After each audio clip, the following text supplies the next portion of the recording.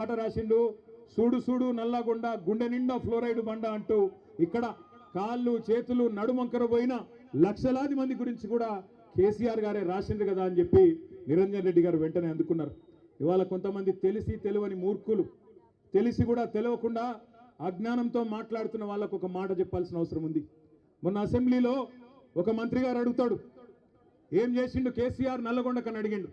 నేను గుర్తు చేస్తా ఉన్నా ఆ మంత్రి గారికి, నల్లగొండ జిల్లా ముద్దు బిడ్డలందరికీ, ఇక్కడికి వచ్చిన రైతు బిడ్డలందరికీ ఏం చేసిండు తెలంగాణను కేసీఆర్ అంటే, భారతదేశంలోనే పంజాబ్ను హర్యానాను తలదన్ని వరి పండించే విషయంలో భారతదేశంలోనే తెలంగాణను నెంబర్ 1 చేసిండు కేసీఆర్.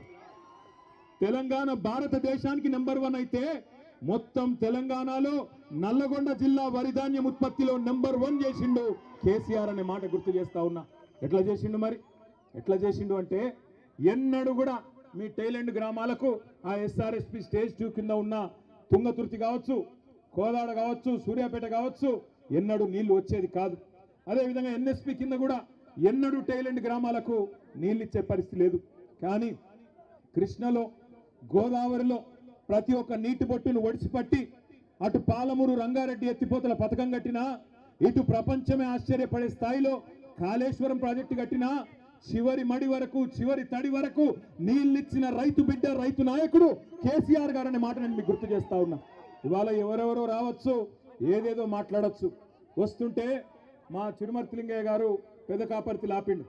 లింగయ్య గారు ఆపి, అన్న జెండా ఎగిరేసి పో అన్నాడు. జెండా ఎగిరేసి కాడికి పోయినా నేను. పోతే అక్కడ ఒక రైతన్న వచ్చినాడు. వచ్చి, అన్న ఒక మాట అక్కడ చెప్పు నల్లగొండలా అన్నాడు. ఏం చెప్పాలి అంటే, ఏం లేదన్నా, మేమందరం కూడా నల్లగొండ జిల్లాలో పాలిచ్చే ఆవును వద్దనుకొని తన్నే దున్నపోతుని తెచ్చుకున్నాం, అందుకే మాకు కర్మ పట్టింది అని చెప్పమన్నాడు. ఆయన చెప్పిండు, నేను చెప్తలేను. పెద్ద కాపర్తి రైతు చెప్పిన మాట నేను చెప్తున్నా. పాలిచ్చే ఆవును వద్దనుకొని మరి ఇలా ఎగిరెగిరి తంతున్న దున్నపోతులను తెచ్చుకొని మీద పెట్టుకున్నాం. పెట్టుకుంటే ఏమొచ్చింది మీరు చూస్తున్నారు. నిన్నగాక మొన్న ముఖ్యమంత్రి గారు చాలా గొప్పగా చెప్పిండు. ఏమన్నాడు? 26 జనవరి రాత్రికే 12 గంటలకే టకీ టకీ ఏమని పడతాయి అన్నాడు. పడ్డా టకీ టకీమని? పడ్డాయా? పడలేదా? 12 సార్లు కదా కేసీఆర్ ఇచ్చింది. యాసంగికి, వానకాలానికి లెక్క పెట్టుకుంటూ పోతే 6 ఏళ్లు నిరాటంకంగా మీరు అడగాల్సిన అవసరం లేకుండా, ఎన్నికల్లో మీ ఓట్ల కోసం జూటా మాట చెప్పకుండా కేసీఆర్ గారు ఆనాడు రైతుల మీద ఉన్న ప్రేమతో ఒకవైపు రుణమాఫీ చేయంగానే ఇక ఈ పైసలు ఖచ్చితంగా మళ్ళీ రైతులకు వేయాలని చెప్పి ఆనాడు 2017 సంవత్సరంలో భారతదేశంలోనే మొట్టమొదటిసారిగా స్వాతంత్రం వచ్చిన తర్వాత రైతు బంధు పథకం పెట్టిండు. ఆ ఒక్క రైతు బంధు పథకంలోనే కేసీఆర్ గారి ప్రభుత్వం మీ ఖాతాల్లో వేసింది 73,000 కోట్ల రూపాయలు 11 విడతలుగా అనే మాట నేను మీకు గుర్తు చేస్తా ఉన్నా. 73,000 కోట్లు వేసినప్పుడు కేసీఆర్ గారు ఎన్నడూ ఇట్లాంటి విన్యాసాలు చేయలే. టకీ టకీమని పడతాయని డైలాగులు కొట్టలే. కానీ తెల్లారి ఫోన్ తీయంగానే బ్రహ్మాండంగా రైతుల ఖాతాల్లో టింగు టింగు అనుకుంటా రైతు బంధు బ్రహ్మాండంగా డబ్బులు పడేది. కానీ ఈ ముఖ్యమంత్రి, ఈ కాంగ్రెస్ పార్టీ వీళ్ళెవ్వరు మీకు కొత్తోళ్ళు కాదు. నిజానికి 55 ఏళ్ళు చూసిన వాళ్ళే ఈ నల్లగొండ జిల్లాలో తాగునీటికి ఇబ్బంది అయ్యి ఆఖరికి మన పిల్లల బొక్కల్లో మూలుగా చచ్చిపోయేందుకు కారణమే కాంగ్రెస్. నల్లగొండ జిల్లా బిడ్డలు జీవోత్సవాలుగా మారినంటే దానికి కారణమే కాంగ్రెస్. నల్లగొండ రైతులు అవస్థపడ్డారంటే దానికి కారణమే కాంగ్రెస్. అందుకే మిమ్మల్ని మోసం చేయడానికే కొత్త కొత్త మాటలు, కొత్త కొత్త వేషాలు వేసుకొని కొత్త సీసాలో పాత సారా అన్నట్టు మళ్ళా బయలుదేరినారు.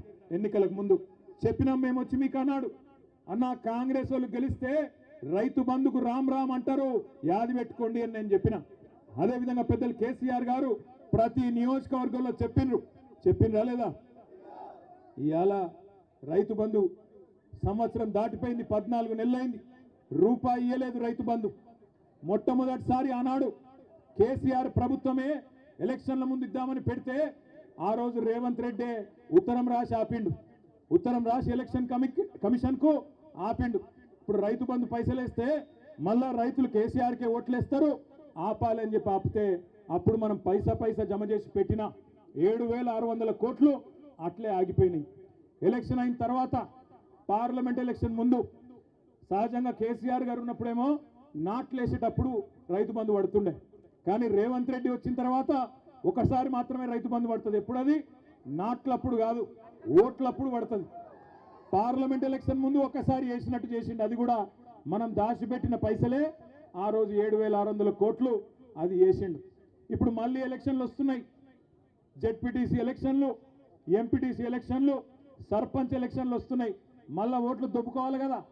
అందుకే కొత్త డ్రామా జనవరి 24కు మొదలవుతుందట, మార్చి 31 దాకా సాగుతుందట. ఒక్కసారి గుర్తుపెట్టుకోండి, మార్చి 31 అన్నాడు కానీ ఏ సంవత్సరమో చెప్పలే. మళ్ళా డబ్బల ఓట్లు పడ్డాక నేను చెప్పినా అంటాడు. ఎందుకంటే మీకు యాదికుండాలి, పెద్ద పెద్ద మాటలు చెప్పిండు ఎలక్షన్ల ముందు. ఏమన్నాడు అన్నాడు? ఏమన్నాడు యాదికుందా? ఎవరైతే కేసీఆర్ గారితోని రుణమాఫీ పొందినరో వాళ్ళందరూ ఎంబడ ఊరుకుండ్రి, ఎంబడ వండ్రి, ఎంబడ బ్యాంకుకు వండి 2 లక్షలు తెచ్చుకోండి, నేను వస్తూనే ఉన్నా. రాగానే డిసెంబర్ 9 నాడు సోనియా గాంధీ జన్మదినం సాక్షిగా ఒకటే సంతకం పెడతా, ఏకకాలంలో రుణమాఫీ చేస్తా అన్నాడు. మరి అలా 1 కాదు 2 కాదు 14-15 నెలలైంది. జరిగిందా రుణమాఫీ? జరిగిందా జరగలేదా? గట్టిగా చెప్పండి కొద్దిగా, జరిగిందా జరగలేదా? ఏ ఊళ్ళో కూడా చారాన కూడా రుణమాఫీ కాలే. అందుకే నేను అడిగిన అసెంబ్లీలో, రేవంత్ రెడ్డి బయట మొరుగుడు కాదు, దమ్ముంటే ఇక్కడ మాట్లాడు. ఏ ఊరుకు పోదామో పోదాంపా. నీ సొంత ఊరు కొండారెడ్డిపల్లె పోదామా? నీ సొంత నియోజకవర్గం కొడంగల్ పోదామా? ఏ ఒక్క ఊరిలో 100% మంది రైతులు కూర్చొని మాకు రుణమాఫీ అయిందని రాసిస్తే అక్కడనే రాజకీయ సన్యాసం తీసుకుంటా అని చెప్పిన అసెంబ్లీలో. కానీ నోరు తెరవడు, మాట మాట్లాడాడు. అటు చూస్తాడు ఇటు చూస్తాడు తప్ప నోరు తెరవడు. రుణమాఫీ అన్నాడు, అది చేయలే. మొట్టమొదటి వారంలోనే మీటింగ్ పెట్టినారు, డిసెంబర్ 23లో మీటింగ్ పెట్టినారు ముఖ్యమంత్రి రేవంత్ రెడ్డి, ఉప ముఖ్యమంత్రి బట్టి విక్రమార్క. బ్యాంకులో వాళ్ళందరినీ పిలిచిండ్రు. బ్యాంకులో వాళ్ళందరూ ఏం చెప్పిండ్రు? సార్ 49,500 కోట్లు కావాలి రుణమాఫీ చేయాలంటే. చేసేద్దామన్నాడు, డైలాగ్ కొట్టిండు. సరిగ్గా వారం రోజుల తర్వాత జనవరిలో రేవంత్ రెడ్డి గారే స్వయంగా చెప్పినాడు. ఏమన్నాడు? ఏముందయ్యా, 1 సంవత్సరం కడుపు కట్టుకుంటే 40,000 కోట్లు ఇచ్చేయచ్చు, ఏముంది అన్నాడు. 49,000 నుంచి 9,000 కోట్లు వారం రోజులనే ఎగిరిపోయినాయి. ఆ తర్వాత సరిగ్గా నెల తర్వాత మళ్ళొక మీటింగ్, 40,000 కోట్లు కాదు 31,000 కోట్లు అని మళ్ళొక 9,000 కోట్లు మళ్ళా మింగేసిండు. ఆడికెళ్ళి వెంటనే క్యాబినెట్ మీటింగ్ జూన్లో, క్యాబినెట్లో 31,000 కాదు 26,000 కోట్లే అని చెప్పి బడ్జెట్లో కూడా 26,000 కోట్లు అని పెట్టినారు. కానీ ఈ రోజు వరకు మొత్తం ఇచ్చిన ఎన్ని పైసలు అంటే 11-12,000 కోట్లు కూడా దాటలేదు. ఇది వాస్తవం. అందుకే నేను అంటున్నా, 49,500 కోట్లలో చారాన కూడా ఇవాళకి కూడా 25% కూడా రుణమాఫీ కాలే. అందుకే గ్రామ సభలకు పోతే రైతులు ఎక్కడికక్కడ ఇరగదీస్తున్నారు, అడుగుతున్నారు. ఏమాయ కొడుక రుణమాఫీ అంటే సమాధానం లేదు. ఏమాయ 6 గ్యారంటీలు అంటే సమాధానం లేదు. ఆ రోజు మాట్లాడిండు పెద్ద పెద్ద మాటలు ప్రతిపక్షంలో. కేసీఆర్ 2 పంటలకే ఇస్తున్నాడు రైతు బంధు, నేను 3 పంటలకు ఇస్తా అన్నాడు. 3 పంటలకు ఇస్తా అన్నాడు మగోడు.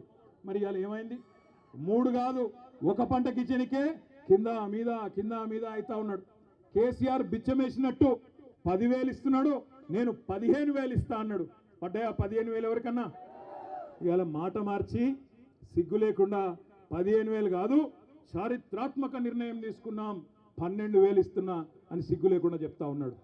మోసం చేయడం కూడా చారిత్రాత్మకమట, రేషన్ కార్డు ఇవ్వడం కూడా చరిత్రాత్మకమట. సంవత్సర కాలం నుంచి ఈ రాష్ట్రంలో రైతులను గరీబులను సావగొడుతున్నారు. ఏంద్రా అంటే రేషన్ కార్డు కావాలంటే దరఖాస్తు, రైతు భరోసా అంటే దరఖాస్తు, కులగణన అంటే దరఖాస్తు. రాష్ట్రంలో ఎవరన్నొకరు సంతోషంగా ఉన్నారా అంటే ఒకళ్ళు ఉన్నారు. ఎవరంటే జిరాక్స్ సెంటర్లో తప్ప ఎవడు సంతోషంగా లేడు. ప్రజలకు పెట్టిన దరఖాస్తే పెట్టి పెట్టి పెట్టి పెట్టి ఆస్టకు వచ్చింది. ఏంద్రా నాయన వీడు సప్పుడంట కేసీఆర్ ఉన్నప్పుడు టంగు మన పైసలు పడుతుండే, ఈ ప్రభుత్వం వచ్చినాక దరఖాస్తులు పెట్టుడు దండాలు పెట్టుడు తప్ప ఏమీ లేదు అనే కాడికి వచ్చింది. ఒక రైతు బంధు మాత్రమే కాదు, ఎన్ని మోసాలు జరుగుతున్నాయో. రుణమాఫీ కానీ రైతు బంధు కానీ బోనస్ అన్నాడు, 500 రూపాయలు ఇస్తా అన్నాడు క్వింటాల్కి. ఒక దొడ్డు వడ్లకే కాదు సన్న వడ్లకే కాదు అన్ని పంటలకు ఇస్తా అన్నాడు. మొత్తం మేనిఫెస్టోలనే పెట్టిండు. పడ్డాయా బోనస్ ఎక్కడన్నా? ఇప్పుడేమో మాట మార్చి సన్న వడ్లు వండిస్తేనే నేను బోనస్ ఇస్తాను సన్నాయి నొక్కుతున్నాడు. ఇక వ్యవసాయ మంత్రి అయితే సన్న వడ్లకు బోనస్ ఇచ్చింది చాలా బాగుంది, రైతు బంధు వద్దంటున్నారు రైతన్నలు, అందుకే బోనసే ఆలోచిస్తున్నామని చెప్పి ఆయన చెప్తా ఉన్నాడు. అంటే వీళ్ళ ఉద్దేశం ఏంటి అంటే, ఇది గుర్తుపెట్టుకోండి జాగ్రత్తగా నల్గొండ బిడ్డలు, ఇవాళ స్థానిక సంస్థల ఎలక్షన్లు ఉన్నాయి కాబట్టి, సర్పంచ్ ఎలక్షన్లు ఉన్నాయి కాబట్టి మళ్ళా రైతు భరోసా అని డ్రామా. ఇది బంద్ అయింది అంటే రైతు బంధు కూడా బంద్ అవుతుంది, యాది పెట్టుకోండి. ఎందుకంటే రేవంత్ రెడ్డి చెప్పిండు ముందే, ఏమన్నాడు, కేసీఆర్ ఆనవాళ్ళు లేకుండా చేస్తా అన్నాడు. నేను ఒక మాట అడుగుతా, మీరు సమాధానం చెప్పండి. ఆరోగ్యశ్రీ అంటే ఎవరు యాదికి వస్తారు మీకు? వైఎస్ఆరా? ఆరోగ్యశ్రీ అంటే ఎవరు యాదికి వస్తారు? రైతు బంధు అంటే ఎవరు యాదికి వస్తారు? ఎవరు? అందుకే రైతు బంధు బంద్ చేద్దామని చూస్తున్నాడు. ఎందుకంటే రైతు బంధు ఎన్ని పైసలు వేసినా రైతులు కేసీఆర్నే తలుసుకుంటారు, నన్ను అయితే దేకరు. కాబట్టి దీన్ని ఎట్లన్నా ఖతం చేయాలని చెప్పి గుంపు మేస్త్రి గారు పన్నాగం పన్నిండు. అందుకే నేను చెప్తున్నా మీకు, జాగ్రత్తగా ఉండండి, జాగ్రత్తగా వినండి. ఒక్కొక్క ఎకరానికి మనకు రేవంత్ రెడ్డి ప్రభుత్వం, కాంగ్రెస్ ప్రభుత్వం రైతులకు బాకీ పడ్డది. 2023 యాసంగి పంటకు మీకు 2500 రూపాయల పైగీతం, 2500 రూపాయలు బాకున్నాడు. అదేవిధంగా వానాకాలం రైతు బంధు మొత్తం ఎగ్గొట్టిండు.